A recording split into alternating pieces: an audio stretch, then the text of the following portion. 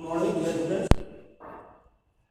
आपका पहला लेसन है कंप्यूटर लैंग्वेज। इसके पहले हमने आपको कंप्यूटर लैंग्वेज के बारे में आपको बता चुके हैं। पूरा लेसन ख़त्म है, लेकिन आज मैं फिर से रिवाइज करूँगा। लैंग्वेज भाषा। बच्चों, हर व्यक्ति की अपनी अपनी भाषा होती है। समझने के लिए, अपने विचारों के आदान प्रदान के लिए हर व्यक्ति एक भाषा, एक लैंग्वेज प्रयोग में लाता है। हमारी आपकी भाषा हिंदी है। जो कुछ भी हम हिंदी में बोलेंगे आप बड़े कायदे से समझ जाएंगे। लेकिन अगर हम कोई दूसरी भाषा यूज करें तो आपके समझ में नहीं आएगी। किंतु आप देखते होंगे हमारे देश के जो बड़े बड़े नेता हैं, विदेशों में जाते हैं, हिंदी में भाषण देते हैं, तो वहाँ पर उस हिंदी भाषा को ट्रांसलेट करने वाले लोग मौजूद होते हैं। उस हिंदी भाषा को ट्रांसलेट करते हैं इंग्लिश में, जापानीज़ में, चाइनीज़ में, तब जा कर के वहाँ के लोग विचारों को समझ पाते हैं। ठीक उसी प्रकार से कंप्यूटर की भी एक भाषा है। अब कंप्यूटर की भाषा, आपको मालूम है कंप्यूटर एक मशीन है जो इलेक्ट्रॉनिक मशीन है, जिसके अंदर विद्युतीय तारों का जाल बिछा हुआ है। केवल तारों का जाल है और कुछ नहीं है। फिर उसकी क्या भाषा होगी? उसमें इलेक्ट्रिक जाएगा, इलेक्ट्रिक नहीं जाएगा। तो यहाँ समझने वाली बात है, जब इलेक्ट्रिक उसके अंदर रन करेगा तब उसको हम डिनोट करते हैं 1 से। ऐसा हमारे वैज्ञानिकों ने बनाया है कि जब कंप्यूटर के अंदर इलेक्ट्रिक रन करेगा, इलेक्ट्रिक पास करेगा, इलेक्ट्रिक का सर्किट करंट पास करेगा, तो उसको हम डिनोट करेंगे 1 से। और जब करंट नहीं पास करेगा तब उसको हम डिनोट करेंगे 0 से। अर्थात 0 and 1। 0 का मतलब हुआ absence of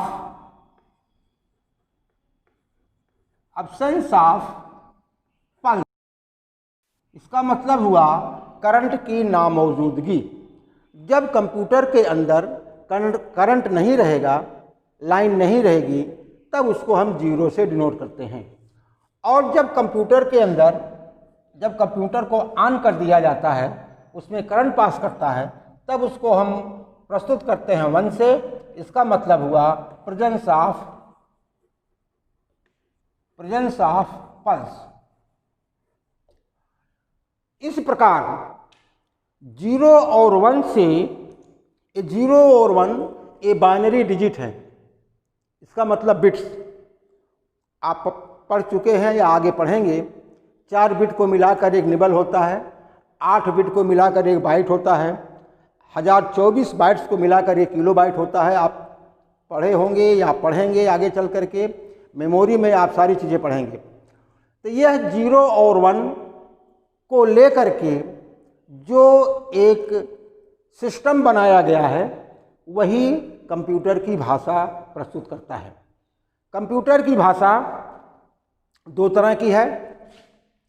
एक है लो लेवल लैंग्वेज और दूसरा है high level language. Low level language, low मतलब कम, हाई का मतलब ज़्यादा। अब लो लेवल लैंग्वेज का मतलब हुआ ऐसी भाषा जिसके अंतर्गत 0 और 1 मौजूद हो। इसे बाइनरी लैंग्वेज भी कहते हैं, जिसके अंदर 0 और 1 को लेकर के जो कोड तैयार किया जाए, जो सिस्टम बनाया जाए, जो प्रोग्राम बनाया जाए, उसी को कहते हैं लो लेवल लैंग्वेज। इसी को कंप्यूटर समझता है। क्यों? क्योंकि कंप्यूटर एक विद्युत मशीन है। इसके अंदर आपको पता है विद्युत तारों का जाल बिछा हुआ है। केवल करंट का आना और करंट का न आना, यही इसको मालूम है। इसे मशीन लैंग्वेज भी कहते हैं, बाइनरी लैंग्वेज भी कहते हैं, लो लेवल लैंग्वेज भी कहते हैं। दूसरा है high level language. High level language में प्रोग्राम बनाए जाते हैं। उन प्रोग्रामों को ये डायरेक्ट कंप्यूटर नहीं ले पाता। इसको कंप्यूटर ग्रहण करता है और पुनः उसको मशीन लैंग्वेज में, लो लेवल लैंग्वेज में कन्वर्ट करता है। हाई लेवल लैंग्वेज में जो भी प्रोग्राम बनाया जाता है, जो भी सोर्स कोड बनाया जाता है, वह कंप्यूटर लेता है और ले करके मशीन लैंग्वेज में कन्वर्ट करता है। कन्वर्ट करने के बाद हमें और आपके सामने प्रस्तुत करता है। अब यहाँ लो लेवल लैंग्वेज को पुनः दो भागों में बांटा गया है। Number 1 machine language,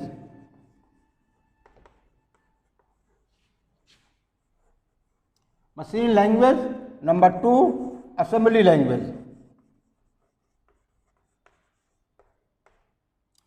machine language अर्थात यही लो लेवल लैंग्वेज, ऐसी भाषा जिसके अंदर 0 और 1 डिजिट का प्रयोग हो, मशीन लैंग्वेज कहलाता है।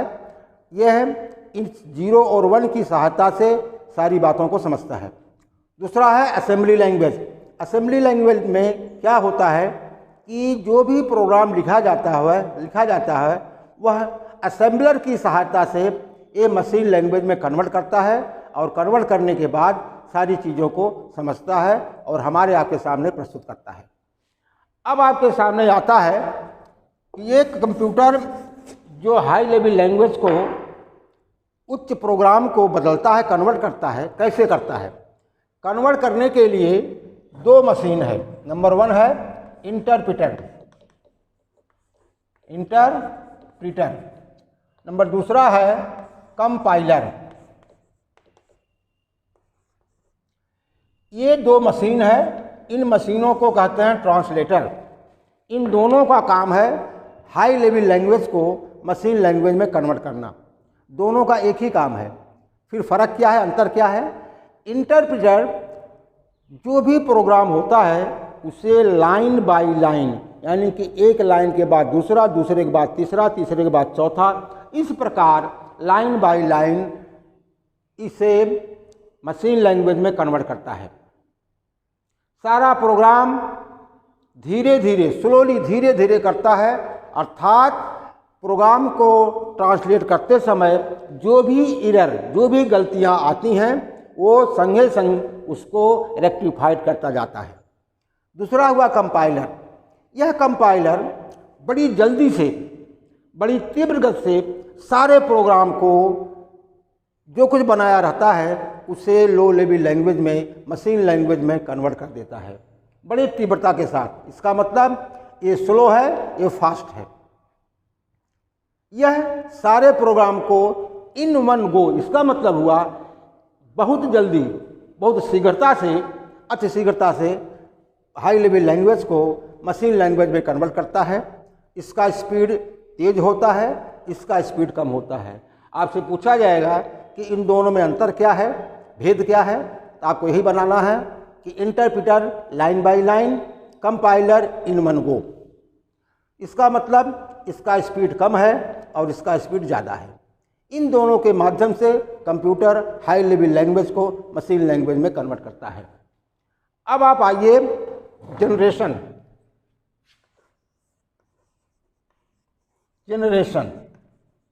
आपके बुक में है fourth generation language.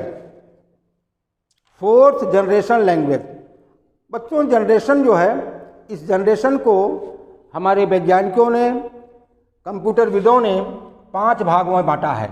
Number 1 first generation computer. First generation computer सन 1942 से लेकर के 1955 के मध्य बना। इसमें क्या बना कि यह कंप्यूटर बहुत ही हैवी, बहुत ही भारी, इतना वज़न, इतना लंबा चौड़ा कि इसके लिए बहुत ज़्यादा जगह की आवश्यकता पड़ती थी और यह बहुत ही वजन होता था, बहुत ही जल्दी हीट हो जाता था, गर्म हो जाता था। इसके अंदर वैक्यूम ट्यूब का प्रयोग हुआ। First generation based on vacuum tube, यानी वैक्यूम ट्यूब पर ये आधारित था। बहुत लंबा चौड़ा भारी वजन था, बहुत जल्दी गर्म हो जाता था। इसके लिए एयर कंडीशन की आवश्यकता होती थी, इसलिए यह उपयोगी सिद्ध नहीं हुआ। इस जनरेशन में ENIAC एक जो कंप्यूटर बना, ENIAC, UNIVAC, इस तरह के कंप्यूटर बने। ये विशेष उपयोगी सिद्ध नहीं हुआ। इसके बाद 1955 से लेकर के 1964 के मध्य सेकेंड जनरेशन बना, second generation computer.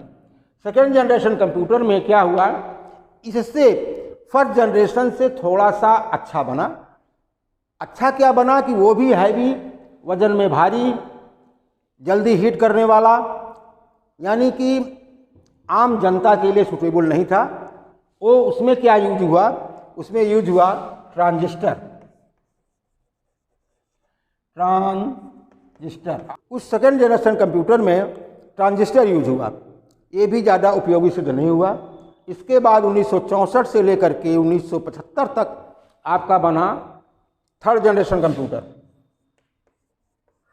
Third generation computer, third generation computer में आईसीज, इंटीग्रेटेड सर्किट का प्रयोग हुआ।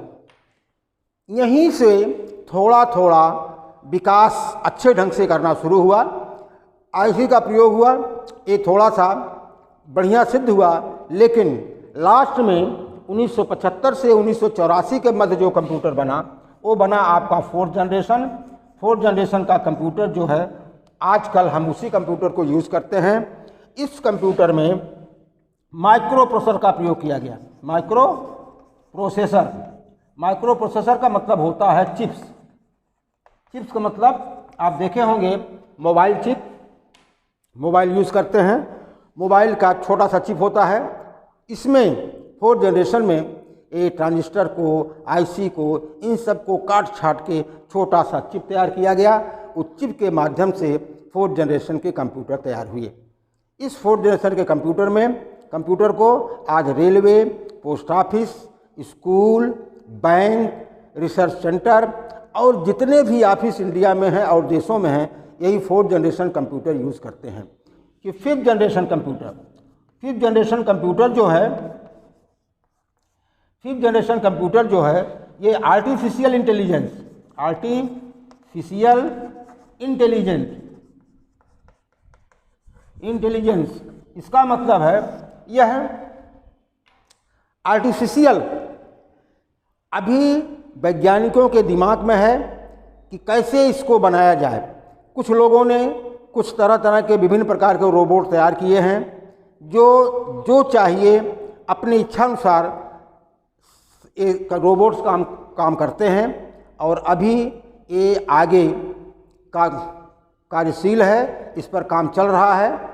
और अभी तक हम सबों ने जो पढ़ा है वो फोर्थ जनरेशन कंप्यूटर ही पढ़ा है। अब फोर्थ जनरेशन कंप्यूटर में जो लैंग्वेज है उस लैंग्वेज को हम आप पढ़ेंगे। फोर्थ जनरेशन लैंग्वेज, इसका मतलब हुआ फोर्थ जनरेशन की भाषा। फोर्थ जनरेशन की भाषा क्या है? फोर्थ जनरेशन की भाषा डाटाबेस है, क्वायरीज हैं, एक्सेस है, ये तमाम चीज़ें हैं जो हम आप विधिवत अध्ययन करते हैं अपने क्लासों में और लेबोरेटरी में उसको प्रैक्टिकल की तरह से यूज़ करते हैं। इस तरह आपका कंप्लीट हुआ और इसका थियरी जाएगा आपके पास। आप उस थियरी को पूरा नोट करिएगा, पढ़िएगा।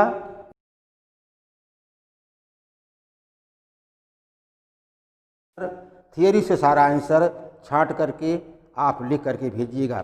जिन बच्चों के पास बुक नहीं है अपना बुक खरीद लें, स्कूल में बुक आया हुआ है, बुक ले लें। और ऑनलाइन पढ़ाई शुरू हो गई है, आके अपना रीएडमिशन कराइए आप लोग और टाइम से पढ़ना शुरू करिए। Thank you.